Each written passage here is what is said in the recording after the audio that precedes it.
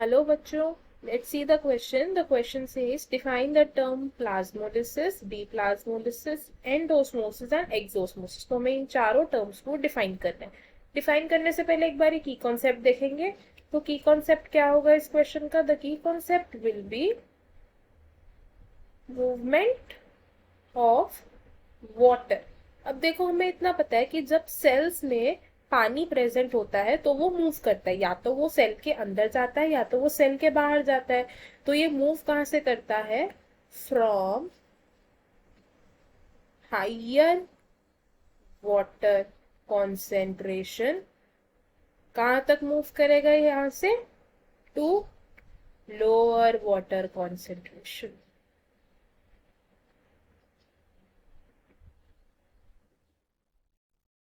तो अब देखो, जब पानी मूव कर रहा है ऐसे, तो अब हमारे पास तीन तरीके के सॉल्यूशंस होते हैं. क्या होते हैं? सॉल्यूशंस होते हैं. कौन कौन से हैं ये सॉल्यूशंस? दीज आर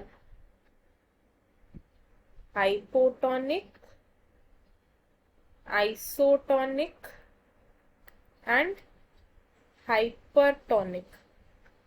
इनको देख लेते हैं एक बारी. ये जो हाइपरटोनिक सॉल्यूशन होता है,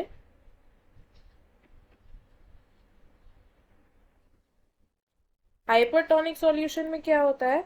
जो सेल के बाहर की सराउंडिंग्स हैं वहां पर कम वाटर है और सेल के अंदर ज्यादा वाटर है. देखो क्या होता है कि ये सेल है, लेट्स अज्यूम ये सेल है. सेल के बाहर कम है पानी और सेल के अंदर देखो यहाँ ज्यादा पानी है, बहुत सारा पानी, और यहाँ बस इतना कम पानी है. तो इस तरीके के सॉल्यूशन को हम कहते हैं हाइपरटोनिक सॉल्यूशन. क्या है इसमें? Cell have more water concentration and surroundings. Surroundings में क्या है? Have less water concentration. इसी का उल्टा होता है हाइपोटोनिक सॉल्यूशन. अब हाइपोटोनिक सॉल्यूशन में क्या होता है कि सेल के अंदर कम पानी है और सराउंडिंग्स में ज्यादा पानी है. Hypotonic solution. क्या होगा हाइपोटोनिक सॉल्यूशन में? देखो ये सेल है, सपोजिंगली सेल के अंदर कम पानी है और सेल के बाहर सराउंडिंग्स में बहुत सारा पानी है. ये होगा हमारा हाइपोटोनिक सॉल्यूशन. तो हम इसको कैसे लिखेंगे? Cell has less water concentration और सराउंडिंग्स में क्या है?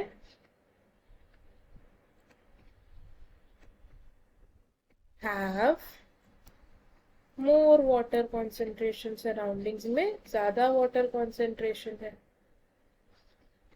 तो अब ये जो हाइपोटोनिक सॉल्यूशन होता है, हाइपोटोनिक सॉल्यूशन में क्या होगा कि जो पानी है वो सेल के अंदर जाएगा. देखो यहाँ हाई कॉन्सेंट्रेशन थी, यहाँ लो कॉन्सेंट्रेशन थी, तो पानी कहाँ जाएगा? सेल के अंदर जाएगा. अब जब पानी सेल के अंदर जाएगा तो हाइपोटोनिक सॉल्यूशन में क्या हो जाएगा? स्वेलिंग हो जाएगी सेल की. और हाइपरटोनिक सॉल्यूशन में क्या होता है कि यहाँ पानी ज्यादा था, तो पानी कहाँ जा रहा है? अब बाहर जा रहा है. तो जब पानी यहाँ से बाहर जाएगा तो हाइपरटोनिक सॉल्यूशन में क्या हो जाएगा? श्रिंकेज हो जाएगी सेल की. एंड ये जो मूवमेंट ऑफ वाटर है in and out of the cell through a semi permeable membrane, इसको हम क्या कहते थे? ओस्मोसिस. क्या था ओस्मोसिस? मूवमेंट ऑफ कौन से मॉलिक्यूल्स? Water molecules. कहाँ से? Through a semi permeable membrane. Semi permeable membrane is called osmosis. तो अगर देखो अब क्या हो रहा है कि अगर पानी सेल के अंदर जा रहा है, इफ वाटर कहाँ जा रहा है? Enters the cell. अगर तो पानी सेल के अंदर जा रहा है तो हम उसको कहते हैं एंडोस्मोसिस. अगर पानी सेल के बाहर जा रहा है, एग्जिट्स द सेल, तो हम उसको क्या बोलेंगे? एक्सोस्मोसिस। अभी देखो क्या होता है, कभी कभी अगर हम एक सेल को हाइपरटोनिक सॉल्यूशन में प्लेस कर देंगे, क्या किया हमने? सेल को प्लेस किया, सेल प्लेस्ड इन कौन सा सॉल्यूशन? Hypertonic solution. तो उसका रिजल्ट क्या होता है कि जो सेल के कंटेंट्स है ना, क्या? सेल के कंटेंट्स, हम इसे लिखेंगे सेल कंटेंट्स, इनमें क्या हो जाएगा? श्रिंकेज हो जाएगी। और ये श्रिंक होके कहाँ जाएंगे? Away from the cell wall, away from the cell wall. इसको कैसे समझते हैं?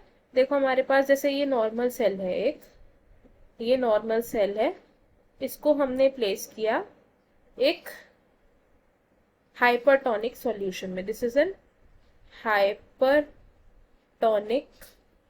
सॉल्यूशन।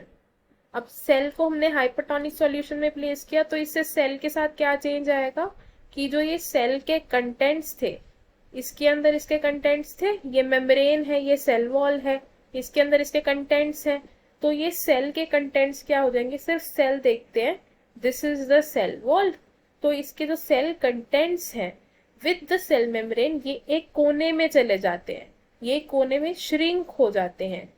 सेल मेम्ब्रेन और सेल मेम्ब्रेन के contents are shrinked from away the cell. इस कंडीशन को हम क्या कहते हैं? प्लाज्मोलिसिस। प्लाज्मोलिसिस, ये कंडीशन क्या है? प्लाज्मोलिसिस। अब ये सेल को हम क्या कहेंगे? ये what is this cell called? Plasmolysed cell. ये प्लाज्मोलाइज्ड सेल है। अब हमने क्या किया? अब हमने एक प्लाज्मोलाइज्ड सेल को रख दिया हाइपोटोनिक सॉल्यूशन में। If a plasmolysed cell is placed, कहाँ प्लेस किया हमने उसको? एक हाइपोटोनिक सॉल्यूशन में। हाइपोटोनिक सॉल्यूशन में जब हम एक सेल को प्लेस करते तो वो क्या हो जाता है? उसमें स्वेलिंग हो जाती है। तो इसको हम कैसे समझेंगे? अब देखो, ये हमारा प्लाज्मोलाइज्ड सेल था, ये इसकी सेल वॉल थी, ये सेल मेम्ब्रेन और उसके कंटेंट्स थे, ये सब एक कोने में श्रिंक हो गए आ गए थे। जब हम इसी सेल को एक हाइपोटोनिक सॉल्यूशन में रख रहे हैं, हाइपोटोनिक सॉल्यूशन में रख रहे हैं, तो इस सेल के अंदर क्या चेंजेस आएंगे देखते हैं। ये सेल के कंटेंट्स वापस से नॉर्मल हो जाएंगे, ये सेल मेम्ब्रेन रहेगी, इसके बाहर हमारी सेल वॉल रहेगी, यानी कंटेंट्स ऐसे नॉर्मल आ जाएंगे। तो इसको हम कहते हैं डीप्लाज्मोलिसिस। क्या कहेंगे इसे? डीप्लाज्मोलिसिस।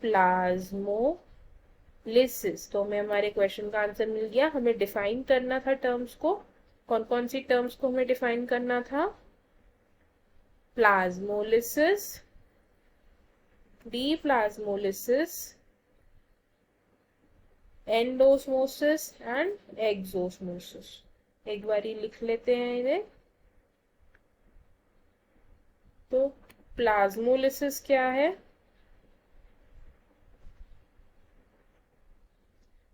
It is the shrinkage of, किसकी श्रिंकेज हो रही है?